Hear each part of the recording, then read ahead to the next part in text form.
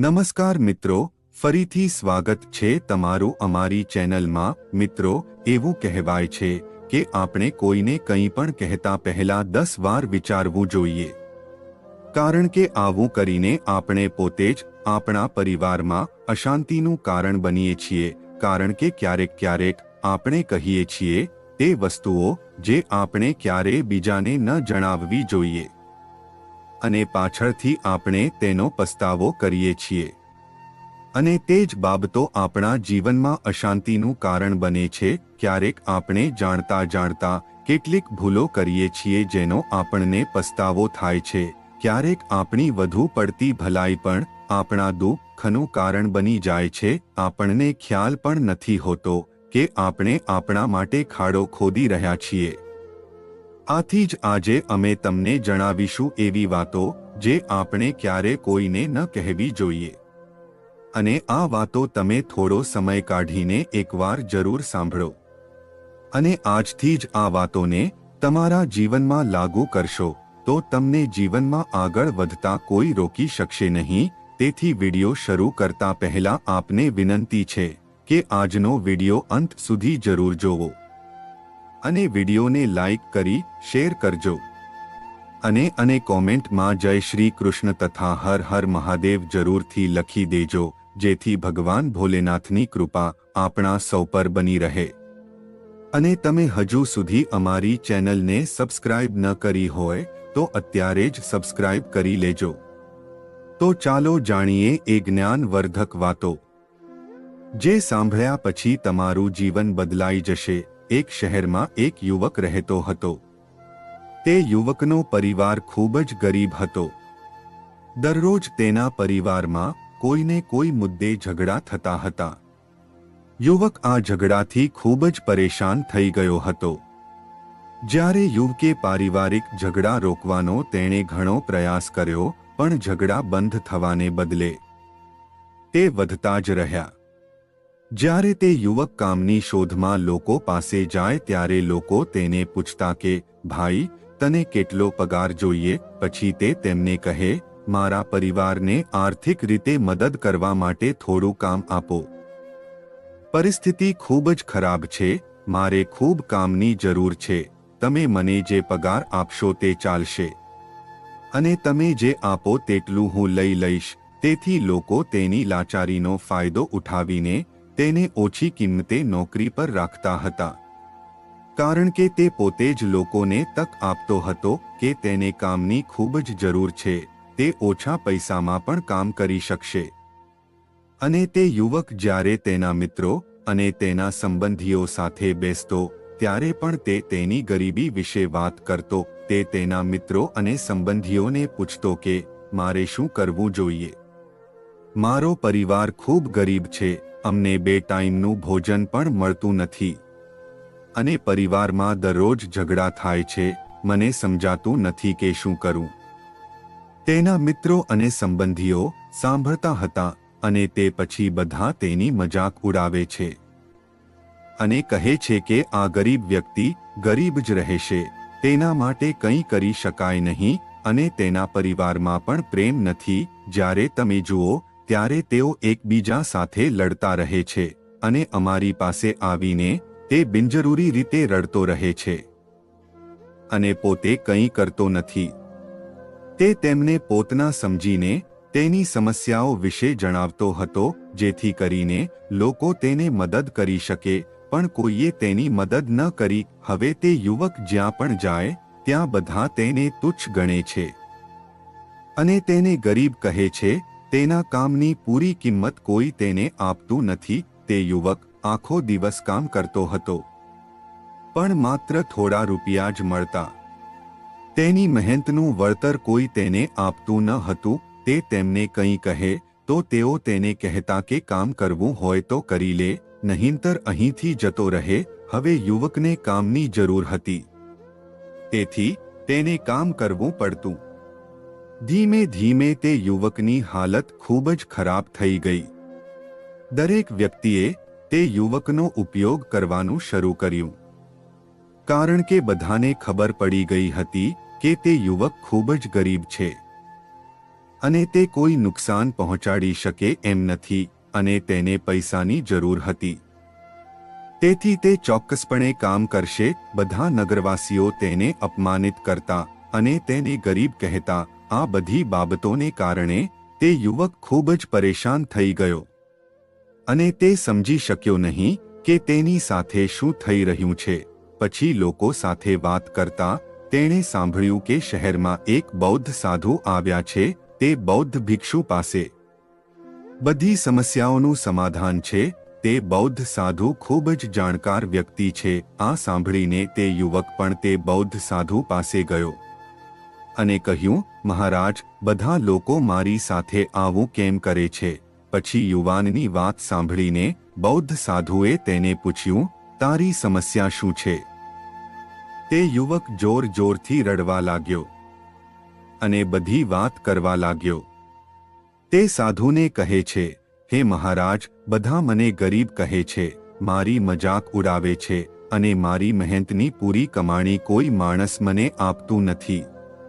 આખો દિવસ તેમના ખેતરોમાં કામ કરું છું, છતાં મને ઓછો પગાર આપે છે, મારી મજાક ઉડાવે છે. તે યુવક જે કહે છે તે બધું ખૂબ ધ્યાનથી સાંભળે છે અને તેને પૂછે છે કે બધા નગરજનોને કેવી રીતે ખબર પડી કે તમે ખૂબ ગરીબ છો અને આખો દિવસ કામ કર્યા પછી પણ લોકો તમને આટલો ઓછો પગાર શા માટે આપે છે?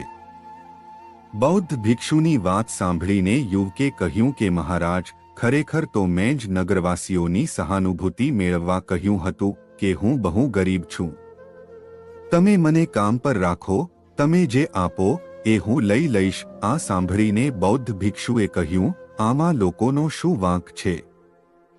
જો તેઓ તમને ઓછો પગાર આપે છે તો તે તમારી ભૂલ છે, કારણ કે તમારે કેટલીક બાબતો ફક્ત તમારા સુધી જ સીમિત રાખવી જોઈતી હતી, પરંતુ તમે તે વસ્તુઓ દરેકને કહી દીધી.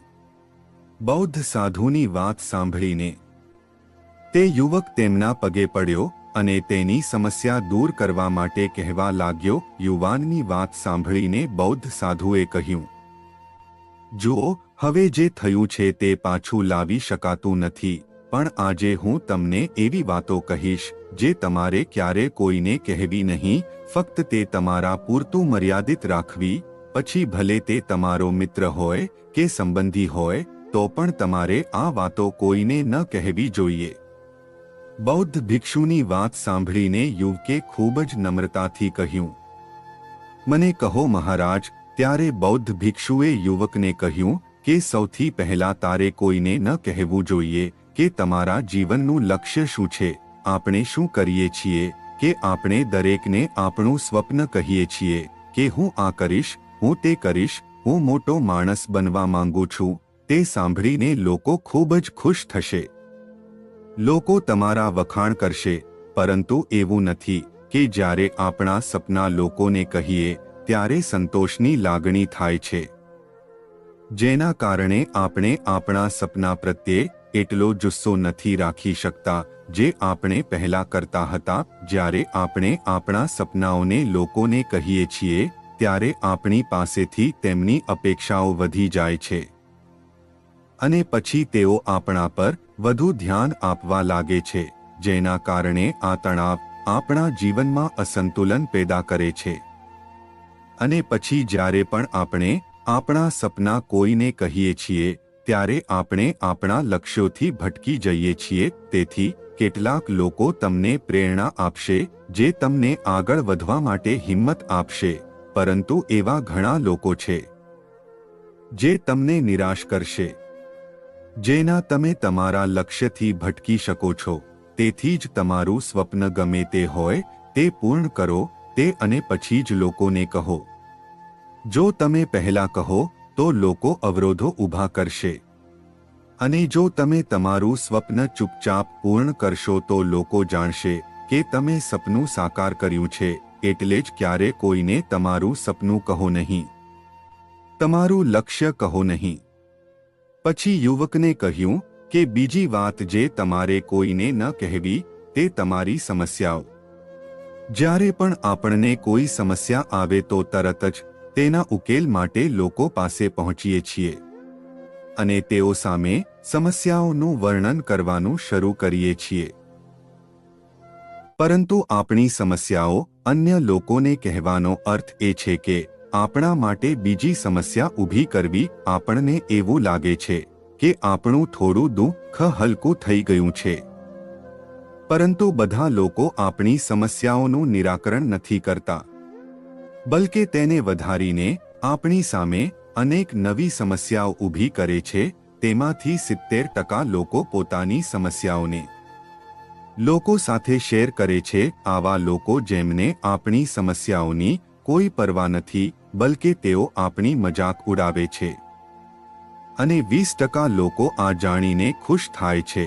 અને આવા માત્ર 10% લોકો છે જેમને થોડો ફરક પડે કે આપણે કેટલા પરેશાન છીએ. પરંતુ એનો મતલબ એ નથી કે તેઓ તમને સાથ આપશે. જ્યારે લોકો આપણી સમસ્યાઓની મજાક ઉડાવે છે ત્યારે આપણને ખૂબ દુઃખ થાય છે. એટલા માટે આપણે આપણી સમસ્યાઓ ક્યારે કોઈને જણાવવી જોઈએ નહીં. આપણે તેનો ઉકેલ જાતે જ શોધવો જોઈએ, કારણ કે આપણાથી વધુ સારી રીતે કોઈ જાણતું નથી અને આપણે પોતે કોઈની મદદ વગર દરેક સમસ્યામાંથી બહાર નીકળી શકીએ છીએ. ત્યારબાદ બૌદ્ધ સાધુએ યુવકને ત્રીજી વાત કહી અને કહ્યું કે આપણે આપણા પરિવારના ઝઘડા ક્યારે કોઈને ના કહેવા જોઈએ. આપણા બધાના પરિવારમાં કોઈને કોઈ નાના મોટા ઝઘડા થતા હોય છે. આપણા પરિવાર સાથેના સંબંધો સારા હોય કે ખરાબ, આપણે કોઈને કહેવું જોઈએ નહીં. જ્યારે બીજાને આ વિશે કહીએ છીએ ત્યારે લોકો તમારી વાત આનંદથી સાંભળે છે. તમે મુશ્કેલીમાં હોવ તેની તેઓને કોઈ પરવા નથી, બલકે તેઓ તે નબળાઈઓનો લાભ લેવાનો પ્રયત્ન કરશે. તમારા પરિવારની સમસ્યાઓ તમારા પરિવાર સાથે વાત કરીને ઉકેલવી જોઈએ. પછી તમારે બીજા લોકોને કહેવાની જરૂર નહીં પડે. અને જ્યારે આપણે લોકોને આપણી અને પરિવારની સમસ્યાઓ વિશે જણાવીએ છીએ ત્યારે લોકો આપણને નબળા સમજવા લાગે છે. વિચારવા લાગે છે કે આટલી નાની નાની બાબતોથી પરેશાન રહે છે તો પછી તેને જીવનમાં મોટી સમસ્યાઓનો સામનો કેવી રીતે કરશે. આ દુનિયા ખૂબ જ સ્વાર્થી છે. આ દુનિયામાં તમારા માટે કોઈ ખાસ નથી. લોકો તમારી વાતમાં આનંદ લે છે અને તમારી સામે ખોટી સહાનુભૂતિ દર્શાવે છે. અને પછી તમારી ગમે તે વાત હોય તેને તમારી પીઠ પાછળ તેને મીઠું અને મરી નાખીને ચારે બાજુ ફેલાવી દે છે, જેનાથી તે લોકોને નુકસાન થતું નથી, પરંતુ તમારા પરિવારનું સન્માન બગડે છે. જે ના કહ્યું હોય તે પણ મીઠું અને મરી લગાવીને કહી દે છે. આ દુનિયામાં ઘા પર મલમ લગાવવા વાળા ઓછા, મીઠું નાખવા વાળા વધારે હોય છે. માટે ક્યારે કોઈને સંજોગોની ખબર ન પડવા દો.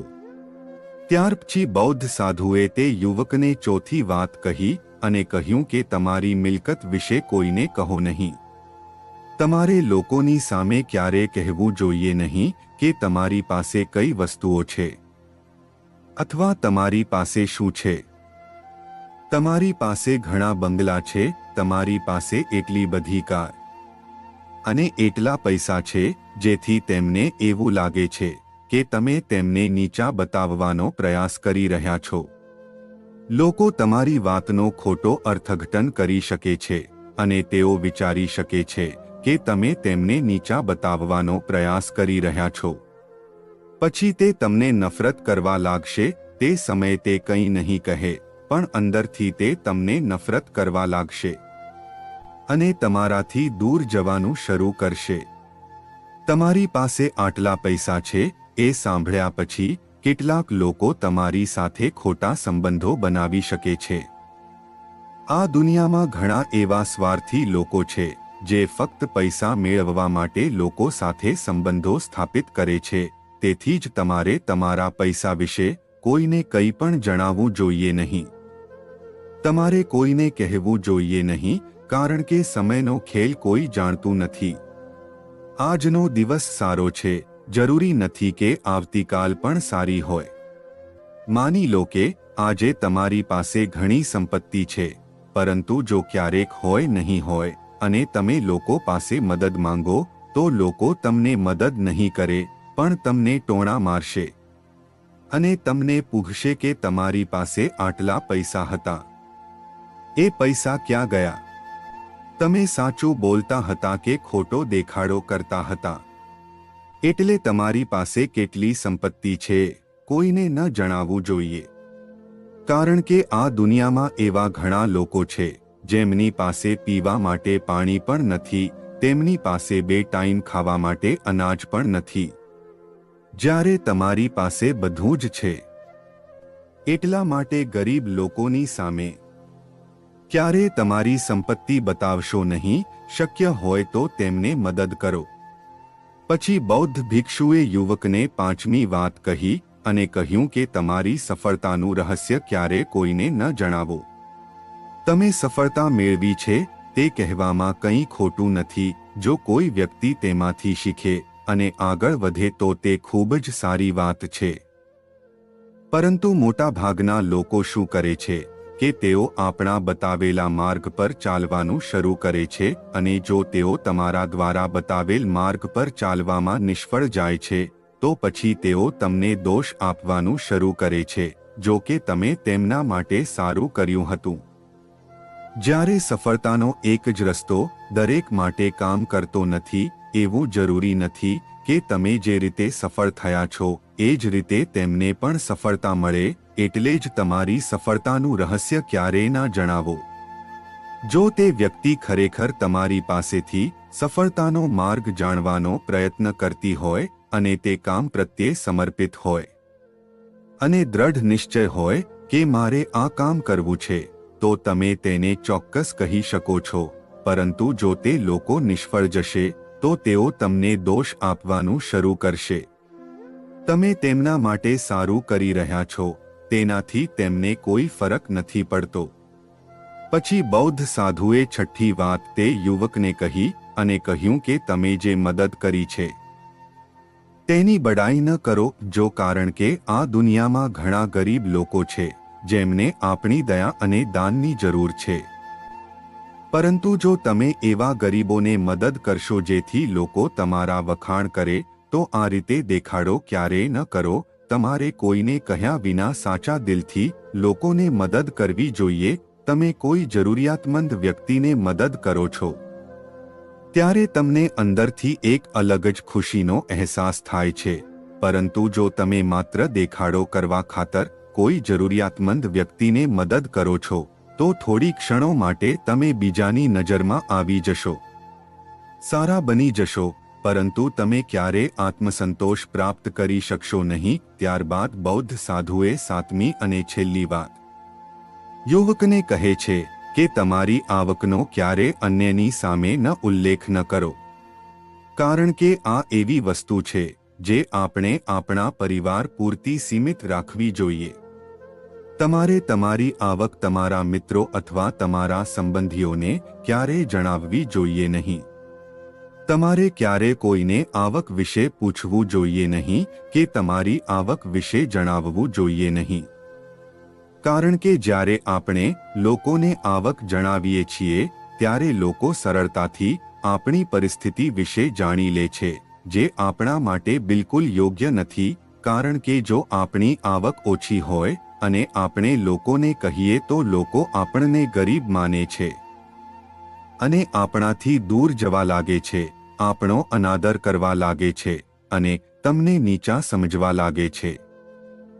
અને તેનાથી વિપરીત જો આપણી આવક વધારે હોય અને આપણે તેના વિશે લોકોને જણાવીએ તો લોકો આપણી સાથે સ્વાર્થી સંબંધો જાળવવાનું શરૂ કરે છે. તેઓને આપણા પૈસાથી મતલબ હોય છે, આપણી સાથે કઈ લેવા દેવા હોતી નથી.